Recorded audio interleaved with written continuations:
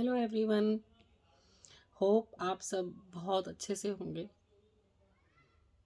एक बार एक गुरु ने कहा कि बैम्बो ट्री लगने में कितना टाइम लगता है।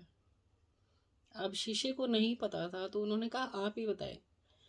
तो गुरु ने बोला कि उसको पहले एक के साथ जब बैम्बो ट्री लगाता है तो उसमें खाद देता है, पानी देता है और वो पूरा साल उसकी केयर करता है। उसके पत्ते फिर भी बाहर नहीं आते हैं।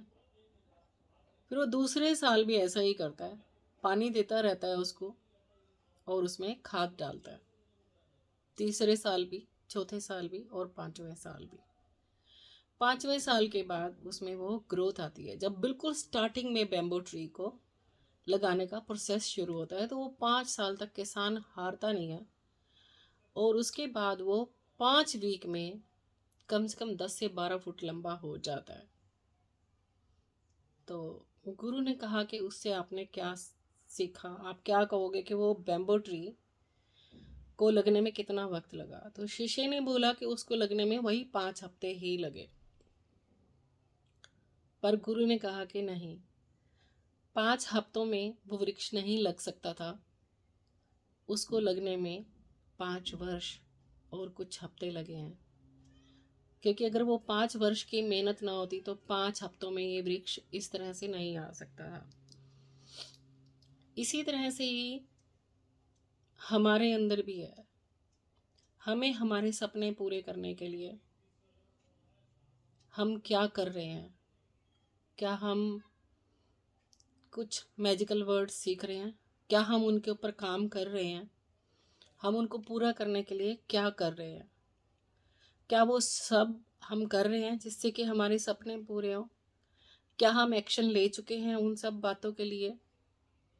क्या हम अपने पास के फियर और डाउट को क्लियर करने पर भी काम कर रहे हैं? आपको समय पर विश्वास है कि सपने पूरे कर पाएंगे और फर्स्ट स्टेप ले चुके हैं? अगर हाँ तो बी कंटिन्यू, डिसाइड नाउ। तो ये स्टोरी खाद और पानी देने के साथ बहुत पेशेंस रखने वाली भी है। इसी तरह से हमें हमारे ड्रीम पूरे करने के लिए भी पेशेंस और सब कुछ का ध्यान रखना पड़ता है।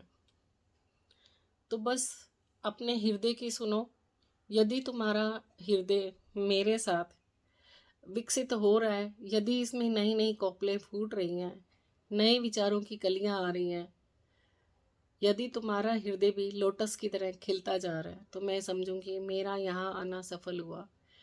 यदि ऐसा नहीं हो रहा है तब कहीं किसी और की खोज करने के लिए निकल जाना। जब तुम्हें कोई ऐसा व्यक्ति मिल जाए जो जीवन को सरल तरह से तुम्हें जीना सिखा दे तो सोचना मंजिल का मैप तुम्हें मिल गया और उनको फॉलो करना, तुम्हारे शून्य की झील में कमल अवश्य खिलेगा। मेरे मास्टर की सीख मैंने आपसे शेयर किया, अपने सब्र व प्रेम से सुना। धन्यवाद। अगर आपको मेरी ये टॉक पसंद आ रही है तो लाइक और शेयर तो बनता ही है, रिटर्न गिफ्ट के रूप में। Thank you very much.